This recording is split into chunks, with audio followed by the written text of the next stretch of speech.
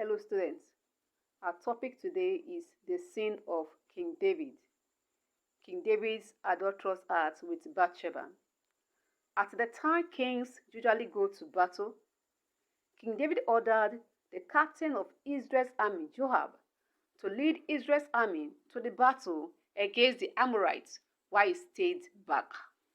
One afternoon, King David walked on the roof of his palace to view the city, and he saw a woman bathing. He inquired about her, and he was told that her name was Bathsheba, the wife of Uriah the Hittite. He invited her into his palace and slept with her, thereby impregnating her.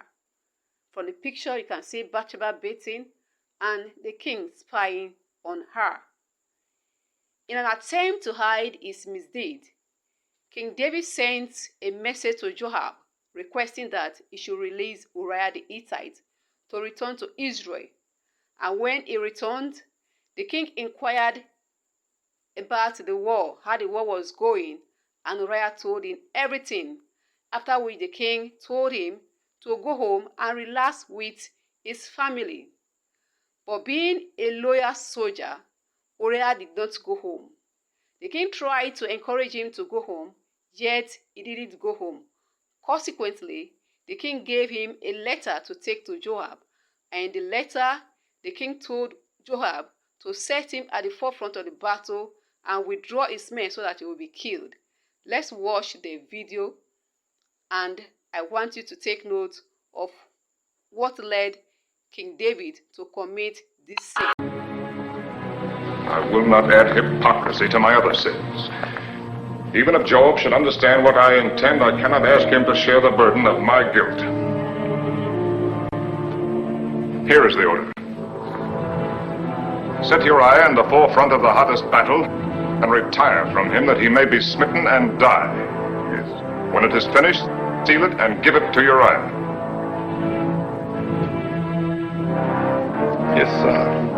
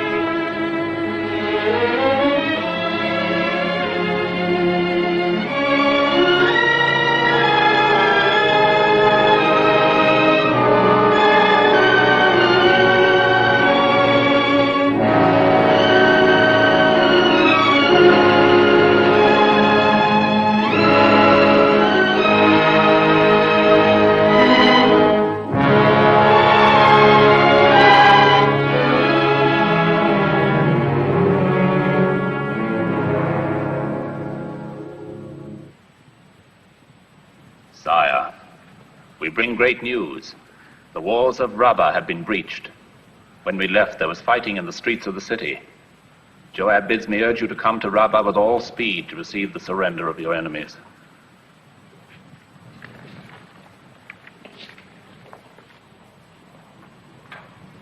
And our dead? Our losses have been heavy, sire. Of the captains of 1,000, Abimelech, the son of Jerubbaal, and Heled, the son of Ikesh. Of the captains of 100, Hezro the Carmelite, Egal, the son of Zelik, Ittai, the son of Ribai, Abiel, the Arbathite, Eliam, the son of Reuben, Shammah, the Haradite, Uriah the Hittite, Bani the Gadite, Asmaveth, the son of Eli, and many more are wounded. How did Uriah the Hittite die? There was a mistake in the order, sire. Uriah advanced too far into the breach and was cut off from his command. When you have eaten and rested, prepare to return to Rabbah. I will ride with you. Sire.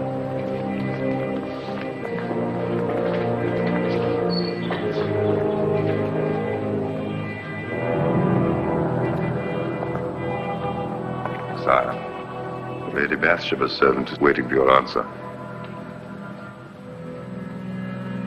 Go to Bathsheba. Tell her that Uriah is dead. Help her to prepare for our marriage at the end of her month of mourning.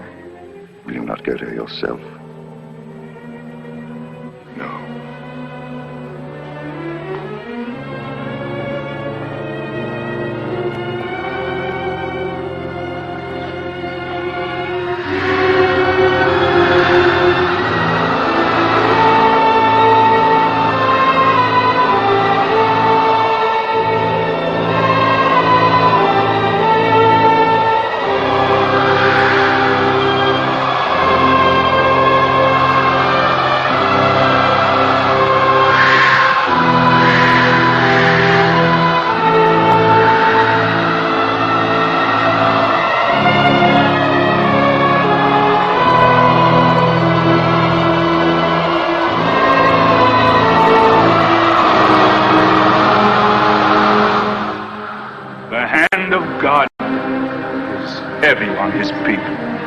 Thus speaks the Lord. I will withhold the rains and cause the fields and vineyards to dry up and the flocks to grow thin.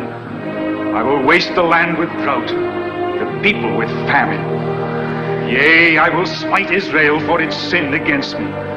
Woe unto Israel! Woe unto my people who have sinned. What sin, Nathan? The Lord has not vouchsafed to me its nature. But evidently the sin is great, thus to incur his wrath. Does it take so much to make him angry? That soldier who laid hands on the ark, he was only trying to be helpful. It is not for us to question the ways of the Lord. I question nothing. Yet the sun was hot that day. The man had been drinking wine. All were excited when the ark began to fall. Is it not possible that the man might have died naturally from other causes? All causes are of God. We've had droughts before, Nathan. I'm buying grain in Egypt and Philistia. There will be enough for everyone until the rains come if I have to empty my treasuries. Now, what more can I do?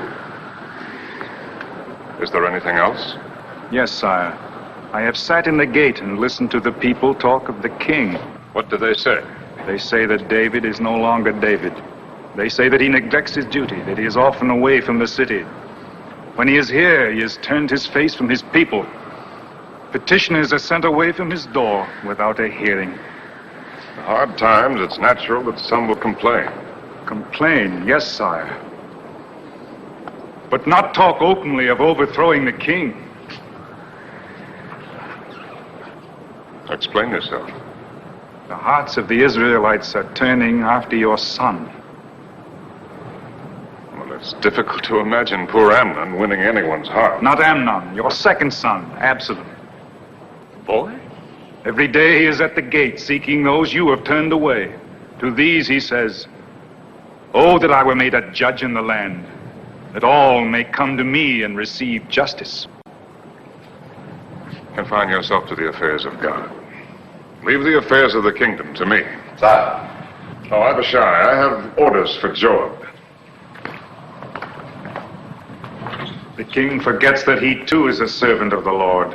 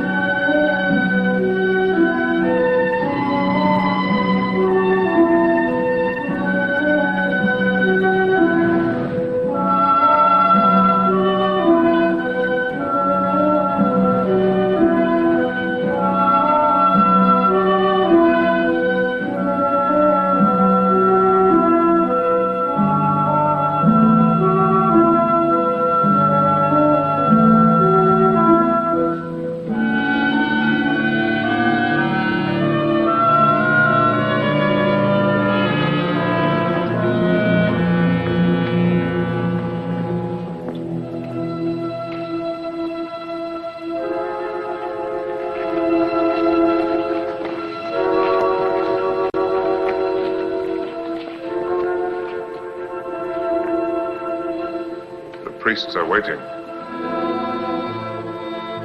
I have been waiting these days and weeks, waiting for a word from the one who called himself my lover, for a sign that all of his promises were not lies. Beloved, Do not call me that. Even the word is a lie.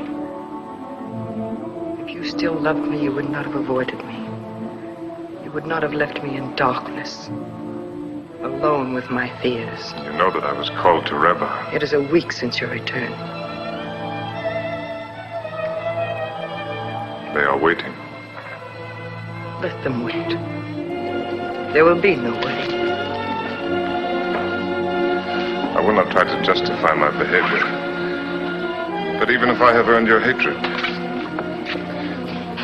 you know why the wedding must take place. I could more easily find courage to face the stones of the mob. If our marriage is no more than an act of charity on your part, then say so. If I have lost your love, tell me, and I will trouble you no longer. I am not a beggar, David. Beloved, it is I who am the beggar. I beg your patience.